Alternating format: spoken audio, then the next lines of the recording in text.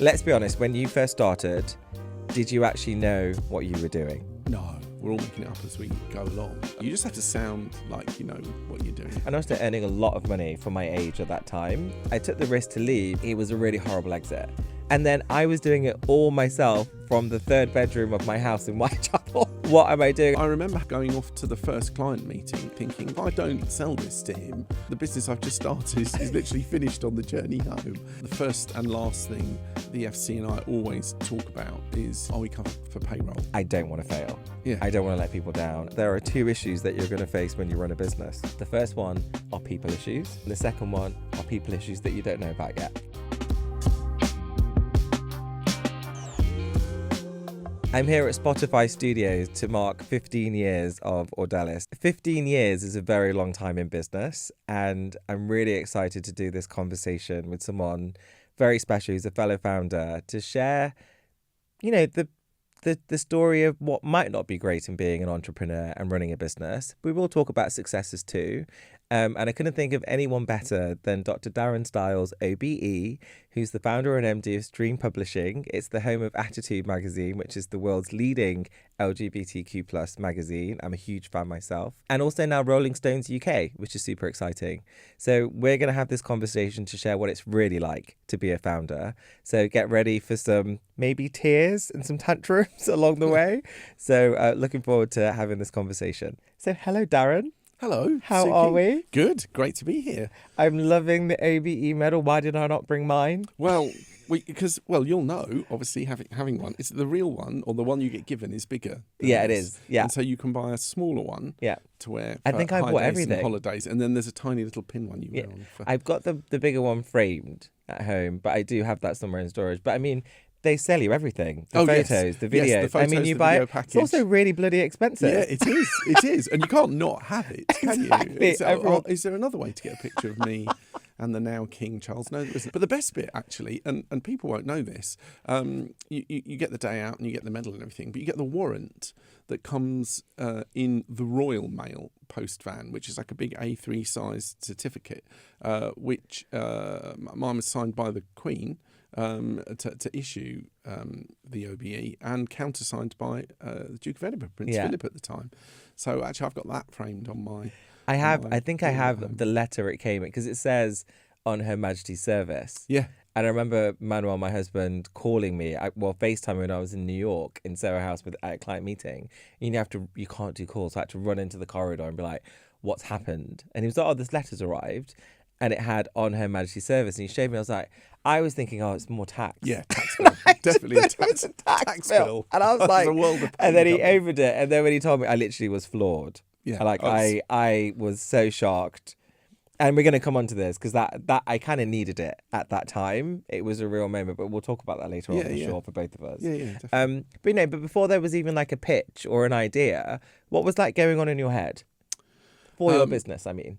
So essentially, I've had two business lives. So I was originally a journalist, a motoring journalist at first. In the days that Jeremy Clarkson was starting off, he and I were on the same beat out on press launches, driving cars and things, writing for car magazines. And then I did 2 years at Renault as their PR manager, at which point I was described as heartless by the Daily Star, which just wasn't a high watermark. And then I got involved with Renault's customer magazine, and so from there ended up taking that job out on contract to create a company that was called Brooklands Publishing that took me into the world of corporate magazines. And so that first business I built from 1995 to 2008 from nothing into producing magazines for third-party companies into a business that had 104 staff, turned over 17 million a year. And then in 2008, when everything crashed,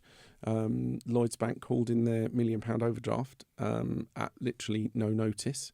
And that was that. It got broken up and bits of it sold off and shut down. And so that was kind of the first business life, if you like. And telling 53 staff that they're redundant on Christmas Eve. Oh, it's not nice. Yeah. Not nice. It's not a good thing. But also unavoidable. There wasn't really anything else. Yeah, you no, could have there done. was. No, we were given so little time to turn the ship. And I can remember this incredibly pious man from Lloyd's Bank saying, well, if you'd have just traded as you said you were going to trade, then none of this would have happened. And I looked at him and said, that's actually quite hard to take from a bankrupt bank that's currently running on my tax dollars. Yeah. So maybe if you'd done what you were supposed to do, none of us would be in this situation. Exactly. Yeah. So that lit a fire in there. No, because also as a founder, I think our job is to grow. Like, we want to hire more people. We want to build revenues. Yes, we want to make money. We want to be profitable. I get that. No one wants to run a loss-making business. But we do it also because we want to create. Yeah, absolutely. We want to create more jobs. We want to yeah. create more livelihoods for people. I mean, your people have like mortgages, rent to pay, whatever, lives to live as well. I mean, that's why you do it. Yeah, so exactly. it is really heartbreaking when you go through any kind of restructuring and redundancies that you have to do. It's horrible. Yeah. But it's for the greater good. Yeah, it absolutely is. And there's obviously there are fiduciary rules that means you have to do the best for your business before even your own personal interests. But you've always got one eye on your team, and you're always looking out for your people. Yeah. Making people redundant when they've not done anything wrong. Yeah. That's easily the worst bit of it. Yeah. I mean, what was I doing? I mean, I started. I did my degree at University of Birmingham. Oh, right. I did economics, and then I had already disappointed my parents by not wanting to be a doctor or an engineer or a lawyer, you know, like a typical good Indian boy. So I thought I should do a business degree. So I went to University of Birmingham, did economics, and then all my colleagues and friends at the time in our final year were applying for the big 5 accounting firms, because I'm old enough to remember Arthur Andersen. Yes. I got to final stage interviews with PwC and Arthur Andersen, and I was like, do I really want to spend 3 years training to be an accountant? And I thought, absolutely not. I need to go make some money. You know, I was sick of being a poor student. I wanted to go make some money. Knowing you, I couldn't think of anything. I mean, to be fair, no disrespect to accountants. There are some very nice accountants out there. It's a very serious profession. Some very good CFOs out there. My chairman is a former CFO. He's brilliant. Can't live with that. But I couldn't do it. And it's so funny because I then went on to the graduate scheme of a big global recruiter. I was one of 16 graduates hired that year, and I was hiring accountants for clients. And so when I was doing that and learning, obviously you have to learn what the job is, how you assess and interview an accountant, etc., then matching them with clients. I was like, thank God I did not do that, because that was not for me. Yeah. Like, it really... When you see the person or the people you could have seen. Exactly. Oh, no, I don't think that's the main thing at all. I was like, I'm not made to be an accountant. And to be fair, well, you know, as a founder, the numbers are incredibly important. Yes, they are. I mean, we all have to be an accountant to an extent. As a founder and entrepreneur, exactly. for sure. I spend half my life buried in Excel spreadsheets.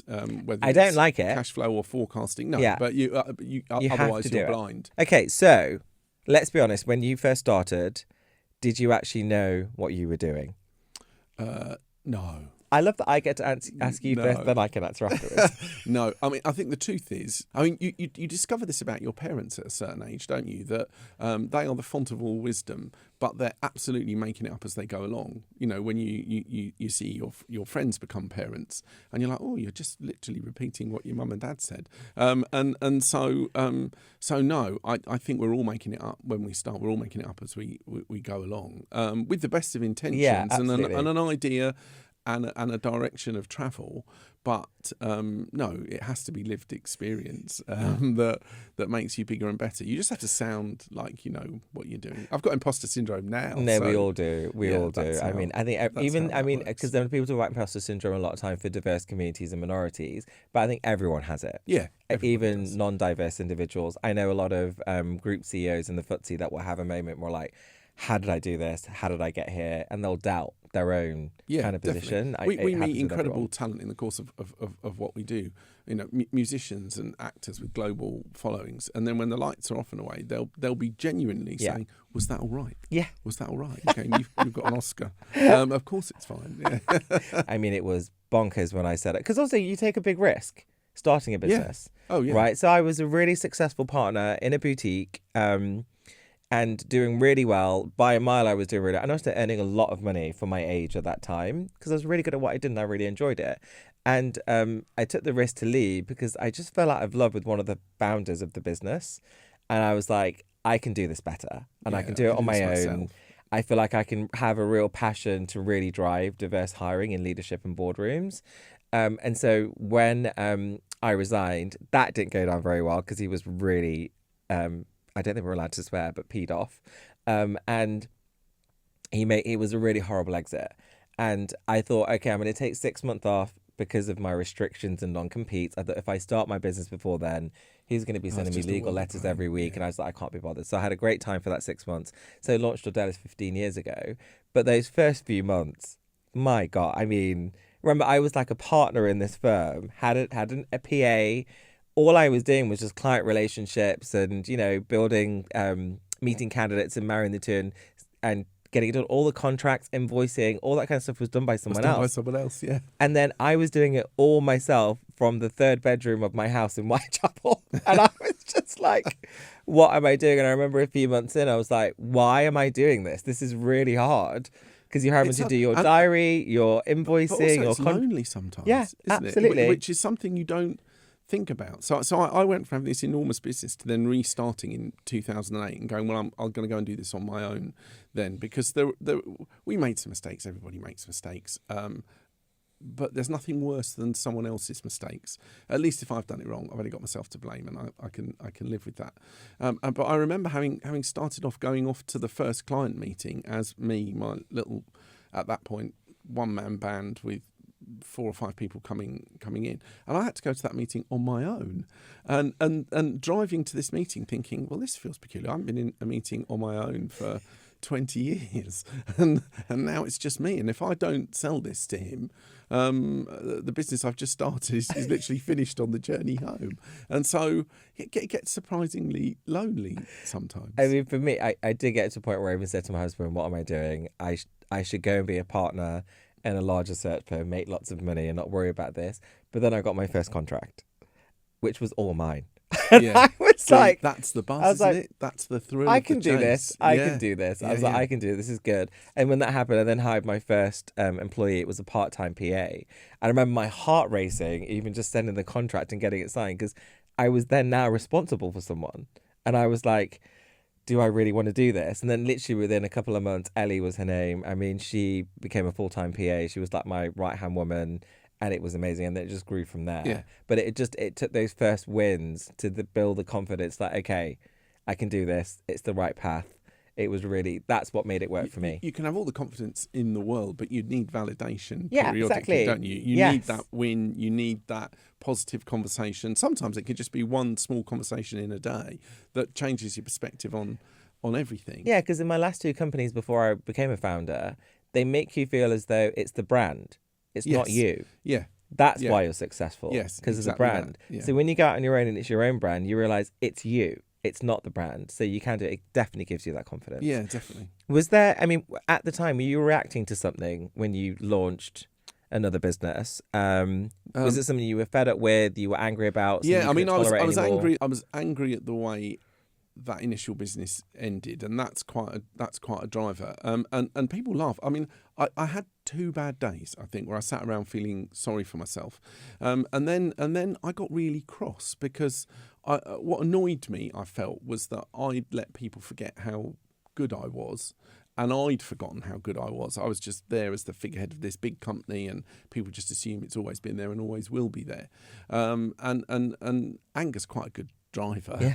And I thought, right, I'll show them. I'm just going to go and do this again, but I'm going to do it for me this time. And then pretty quickly we got 2 key supporters, an airline and a car manufacturer, to play some work with us, and that gave me a foot on the ladder, and then I was back. And then I think my first hires, I needed a salesperson, an editorial person, a designer. So there were 6 of us initially going to work in this tiny office, but it felt brilliant. It felt exciting. It felt new. There was such a drive, and we were all for one and one for all, and that had gone away from the previous company. And so one of the things I learnt to really hang on to, and I think now I've probably got the best team I've ever had. There's 31 of us, but that focus on winning together and sharing victory I've hung on to, and that runs as an ethos through all we do now. So we all get excited for each other when something good and amazing happens. But I do agree with you. Anger was a little bit a part of it for me because I was so annoyed at how the exit happened in my last firm I worked in that I was just like determined to do better and be more successful and just kick their ass by going out. Yeah. And I was like, I'm going to show you. So long I'm as going to it's show channeled, you there's I can be nothing- better. Yeah, exactly.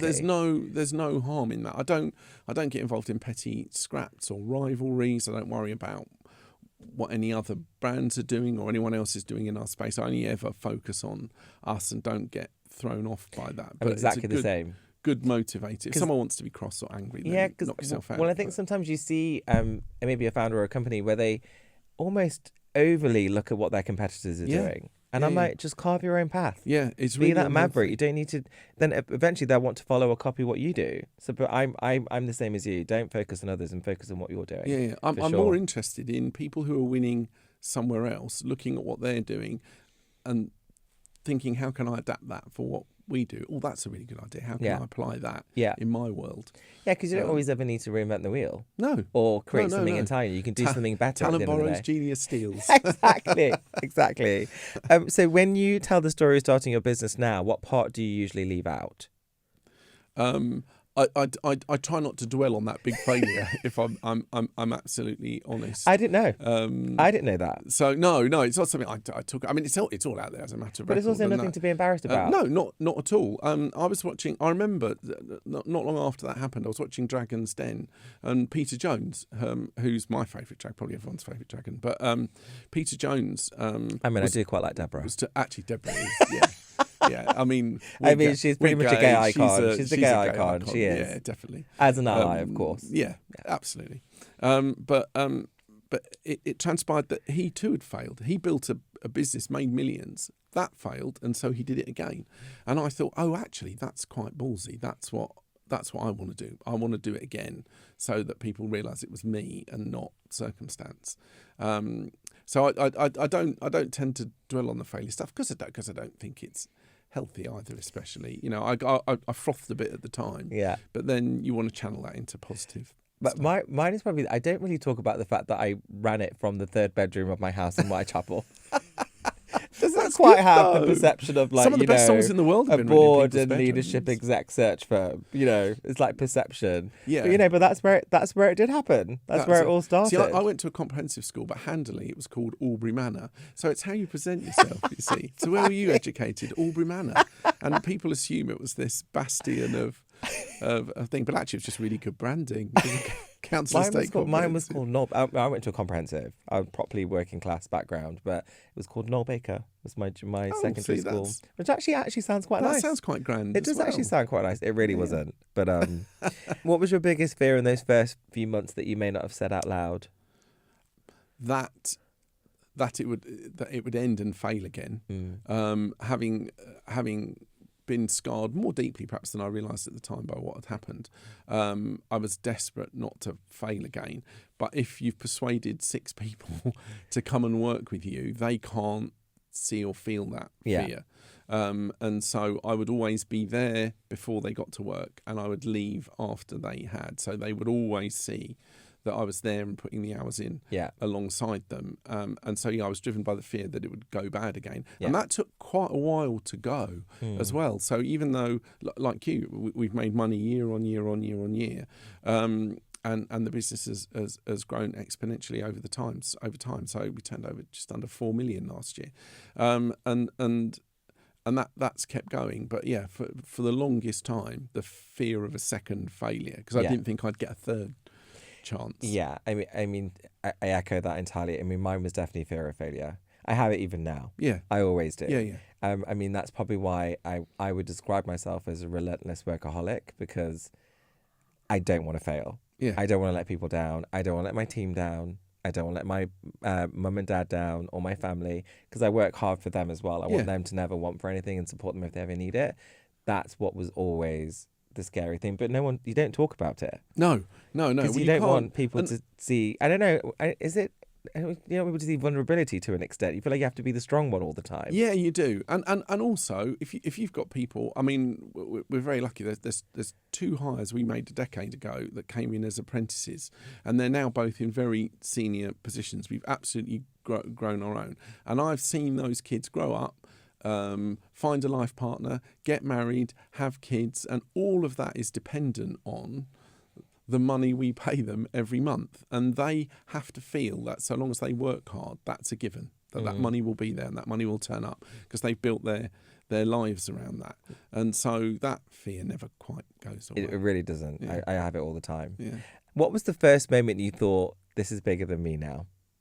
I think the point at which we bought Attitude, Attitude, I'd worked with Attitude 2011, 2012, and I'd helped them launch the Attitude Awards because I felt there was this, I'd seen what GQ was doing, Talent Borrows, Genius Steals. I saw what they were doing and thought there needs to be this beacon that wherever you are, whoever you are, you can look up at this platform, see these role models being awarded, and know there are people out there who look like you or that you could become.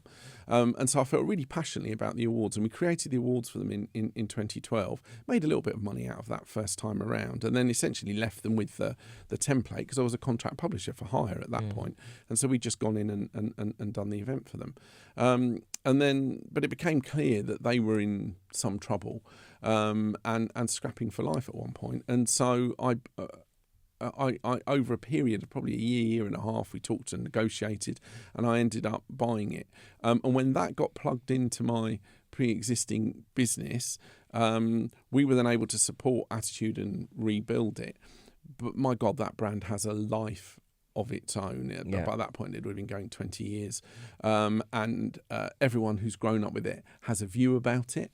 And you have to take all of those perspectives on because people feel very passionately and very engaged with it. And at that point, I thought, I feel slightly like I've lost control of my own business here because that thing's bigger than I am. Yeah. And it's bigger than we are.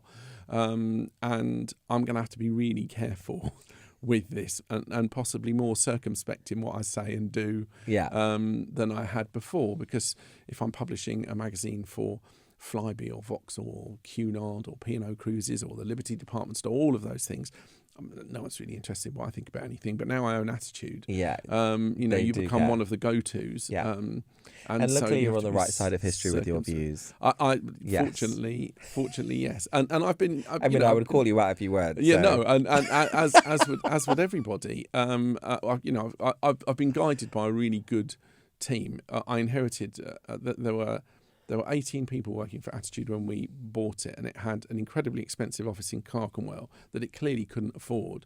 I already had an out-of-town office, so once the lease was gone, we moved everybody out, and 16 of the 18 came, and the core of that team is still with me a decade later. And so we're really good sounding boards for each other. Yeah. We come from different walks of life. We have different political views. But the whole trans thing right from the get-go, we've been crystal clear on. Well, as we always say, there's no LGBT without the T. No, absolutely. I mean, for me, I was thinking about this. It was probably when we did our first role model gala in the Natural History Museum. I remember 3 years ago. I remember that. And I remember going there thinking, oh, actually, there's a picture behind you. I didn't realise the picture's behind you. Oh, yeah. And I literally was just like, oh my goodness, this is insane. How did we get 500 people in this room, which is just... It's a spectacular space. With the skeleton of the wet, like, it is so beautiful. And then we hosted it there for 3 years. That's when I was like, okay, this is bigger than me. And actually, I have an amazing team. Like, all I do is pretty much agree the budget, the theme, and then they organise everything. I just show up. Yes, and they help me with like the welcome speech. They do everything, and it is so amazing, and I'm so grateful to them all because it just shows you. That's the one thing about being a founder that I love is when you see people that are just as committed as you, and passionate in terms of wanting to do a really good job. That's what I really love. Did you ever consider walking away, even briefly? Yeah, I think everybody does, don't they? I think I think if it's your business and you live and breathe it, inevitably you can't help but take some things personally, and sometimes some periods cut deeper than others. We had a point probably 18 months ago when we were struggling with cash flow, and the COVID loan repayments were just incessant, just having to find that money every month for something we got, other than the opportunity to live, something we got nothing in return for. There was no capital gain on it. It was just a drain. It's £500,000 over 4 years. And I was struggling to sleep around it. And so my partner Tom and I invented the 4 a.m. board meeting, where if I couldn't sleep, I was categorically to wake him up, and we'd sit and talk about it until I felt better and could go back to sleep. And so, but they do say that the darkest period is before the dawn. Yeah. And had I known then what I know now, that actually the good times were coming once you get rid of this. Yeah. If you can just see this through, it will, the cloud will lift, and it feels like a different place and a different thing now. So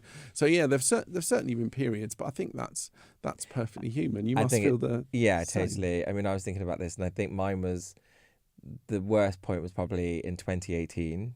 I think I'd gone to the US to set up the New York office with the president I'd hired for New York. So I spent the summer in New York, and I had an MD running the UK business. As only when I got back from New York, I learned of all this stuff that had been happening in the office. This is when we used to go to an office every day. Before COVID. Yes, in those days. I just learned about all these horrible stories. And then just about leadership and the way it was running, and some clients being unhappy with the way we were delivering some stuff. And he then resigned. And this is someone who I thought was a friend. And also the way in which he handled the resignation. I think even trying to get his laptop back was a nightmare. It was just a disaster. And I was having this moment where I was just like, what am I doing? This is really hard. Like, why am I putting myself through all this stress? I felt like I was getting like a stomach ulcer. It was horrible. And then that was when I got the letter from Her Majesty, our late Queen, about the OBE. It was almost just a sign I needed. Yeah. That you're doing exactly. You're doing okay. Don't, because the OBE was for services to diversity in business, which is my whole mission in life. And so I think if I hadn't have got that, I think I would have been very close to closing the company, because I was just like so frustrated with so many things. Really, because you try your best as a founder, but you can't be there for everything. No, you can't. You're relying on your team. Especially when you're scaling up. If you're scaling up and you're growing, and we've done it when we launched Rolling Stone. We made 2 or 3 really bad hires because our intention was to get senior people, plug them in, and then we didn't have to slow down. Leave them to get on with it. Keep going. And we made 2 or 3 bad choices. It is so debilitating for everyone in the business, even if they don't work with those people and they're not affected by those people directly. It changes the tone and nature of a business, and it takes a long time to then unwind that and repair that. I mean, what I learned from that experience was, because obviously when that person resigned, I then got all the stories of what was going on. Because remember, I was even physically in London because I was in New York. And I remember saying to my team, you have to tell me what is going on. Like, if there are issues with leadership or management, whatever, I don't know if you don't talk to me about it. You have to tell me, because I hate it when anyone resigns. Oh, well, this happened, that happened. I'm like, why are you not sharing that at the time? So we can deal with it. So just trying to build that culture where they can speak up is really, really important. What's the most outrageous demand that someone expected of you or your business?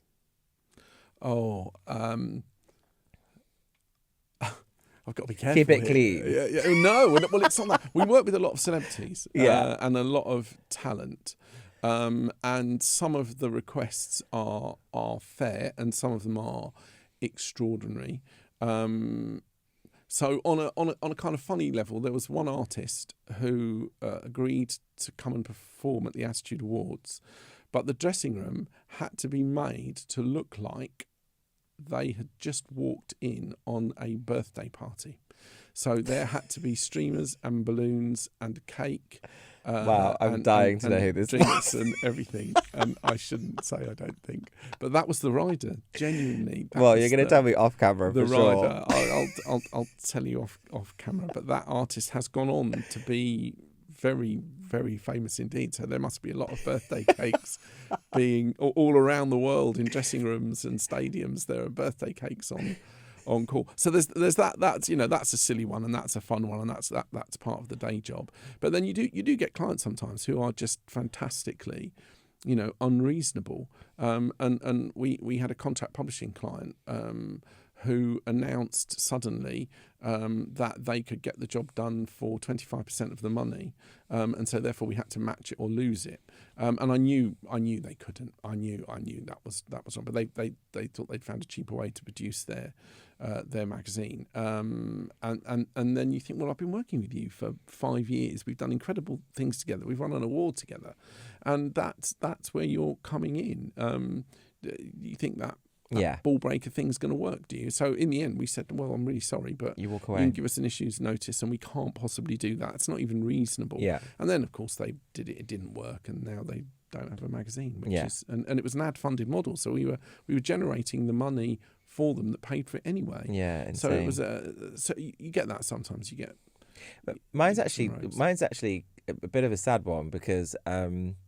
When in Involve we launched our role model list for the first time in the Financial Times, this is 13 years ago, it reached millions of people around the world because it's the first time a business exec list had ever been done of openly LGBT plus leaders. But when it was published, one of the partners of the role model list, so Outstanding, the LGBT plus one, called me the next day. And I thought they were calling to say, congrats, what an amazing response. It was it was on BBC News. It was everywhere. Like, it was amazing news for our community. And he basically called me to have a go at me. And I've never been spoken to by anyone in my career at that stage like that, where he was expecting, because they were a paying partner, to be in the role model list and to have a spot in the top 50. And we have a rule that that's not how you don't. It's not pay for play. That is not how we do this. No. We have like an amazing judging panel of CEOs that independently decide who's in the list and where they land. But he was literally swearing, and this is a huge global tech company, and he was like, "I'm outraged. I can't believe I'm not in the list.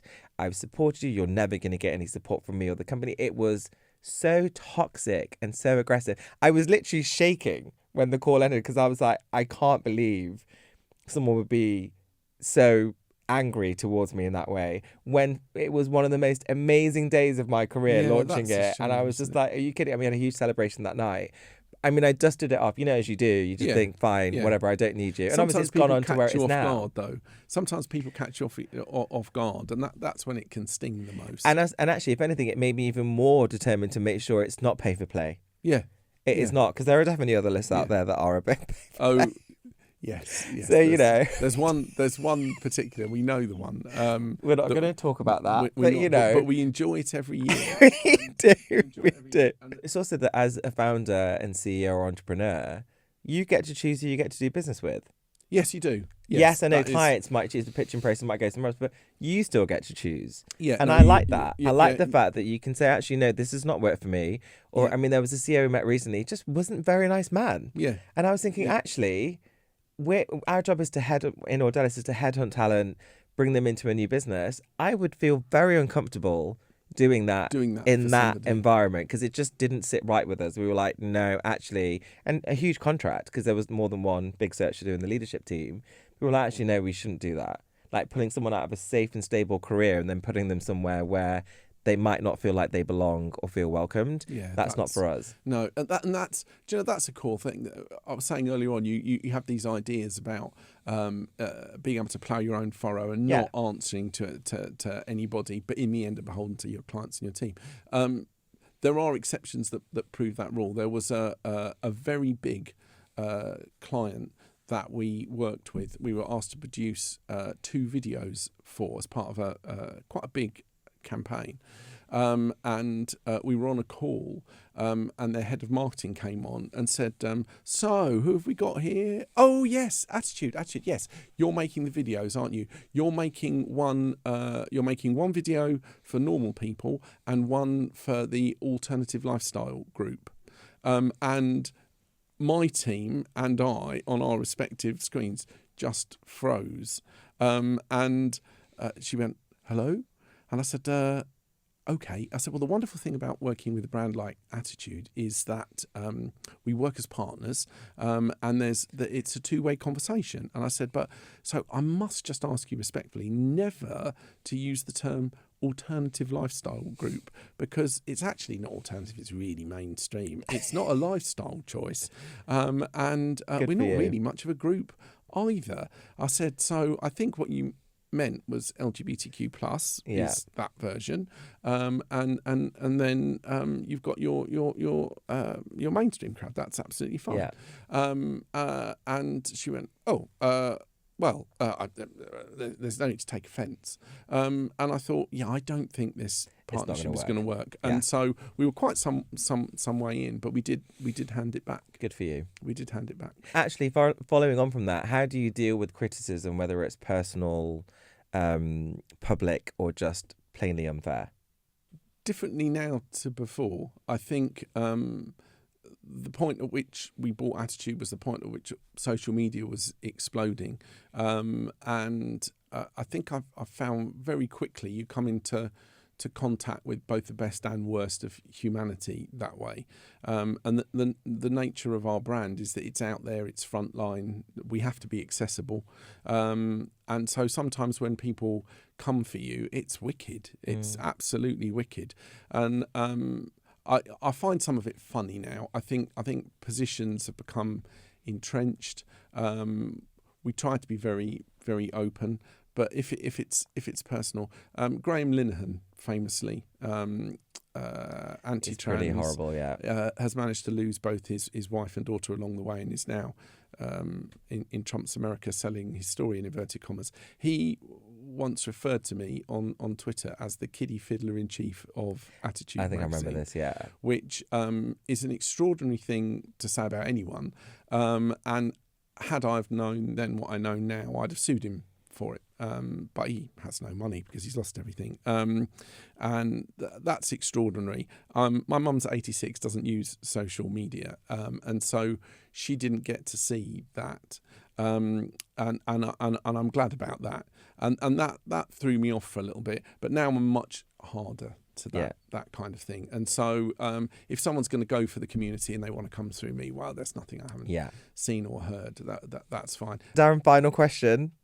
What would you tell your younger self about this journey you've been on as a founder, CEO, entrepreneur? Two things, I think. Never give up. Never give up. I was given an honorary doctorate by Solent University, and did this little speech, knowing that I was talking to a load of students, and knowing that they would be told by their professors and lecturers that never give up, keep going, never give up. And I marked it with one huge caveat, and I said, all of these fine people have been telling you all this time, never give up. I said, but just know, sometimes you are on the wrong horse. There is no shame in stopping and changing horses. That's not the same as giving up. And I think if I'd have known that as a younger man, I'd be happier. You don't have to just blindly follow something in the hope it works. You can change horses. And then the other gift I've really been given since I became publisher of Attitude is that I've been able to spend a lot of time with people, and this goes to a lot of what you do, that aren't like me. I remember when Monroe Bergdorf used the term white privilege in an interview with Piers Morgan, and the world caught fire, and me with it. And I hated that term because I thought it was provocative. I, as someone who left school with 3 O-levels, grew up on a council estate, went to a comprehensive school, did not feel I was privileged in any way, shape or form, and how dare she. Yeah. And then I had the opportunity on a flight to New York, sitting opposite her for the 50th anniversary of Pride, to have a conversation with her about that. And she explained to me what she meant by that. And when somebody who is black, who's a person of colour, takes the time to give you that learning opportunity, and you accept it in the way that it's meant, and you come to see the world through different eyes, what a privilege that is, eh? Laverne Cox came to collect an award, an Attitude Award. Same thing. And I said to her, how are you? And she said, well, I'm a black trans woman living in Trump's America. How do you think I am? Yeah. But she went on to talk to me about giving people the learning opportunity and how distressed she'd become at a world where if you misuse someone's pronoun or said something wrong, you'd get cancelled.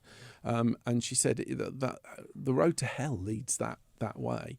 You have to give people a learning opportunity. And the privilege I've had as the owner of Attitude is to talk to people of colour, people who are trans, people who are not like me, people who have disability, and truly understand the depth and breadth of human nature and different cultures and be afforded that. And if everyone could have that, the world would be a less angry place. And I was an angry young man. I wanted to change the world and thought that all I had to do was explain to people. And I remember Michael Howard, the Conservative politician who broadly had a fairly inglorious career, but when he was asked what he'd learned in a lifetime in politics, he'd said that it's not always about being right. If you can't take people with you, being right is just not enough. And that's what I've learned, and that's what I wish I'd known then, that being right's not enough. Being loud's not enough. Take the learning opportunity, and grow that way. And that I think is the gift that I've been given. What about you? What does little Suki? I was going to say. Big Suki. What would young Suki? But then that's just your old Suki now. What would younger Suki say to young Suki? I mean, I echo a lot of what you say, particularly about the not giving up. But it would be, I think one thing I've learned as a founder entrepreneur is you create your own luck. Yeah. Right. So I'm a really big believer. I don't know who said this or where the quote came from, but if opportunity doesn't knock, create your own door. Oh, nice. And creating more opportunity. I really do believe that. And that comes, and we all need a bit of luck along the way. Yeah. By the way, because right place, right time, things happen. But I think you have to kind of put the effort in. I remember meeting this billionaire investor in New York in his incredible penthouse overlooking Central Park. I have some sneaky pics on my phone. I'll show you later. It was amazing. And I said to him, what's the secret of success? You know, because he's a billionaire. He self-made, came from like nothing. He's amazing. And he was like, Suki, he was putting his fist on his armchair. And it was like, Suki, it's 10% strategy and it's 90% execution. And I was like, that is so bloody true. Because you can think about it, and I'm sure you've had this. And even when you have a poor performer in the team and you're trying to figure out, oh, well, I just don't know what the strategy is. And I'm like, stop using that as an excuse to not do it. The strategy is for us to make money. Yeah.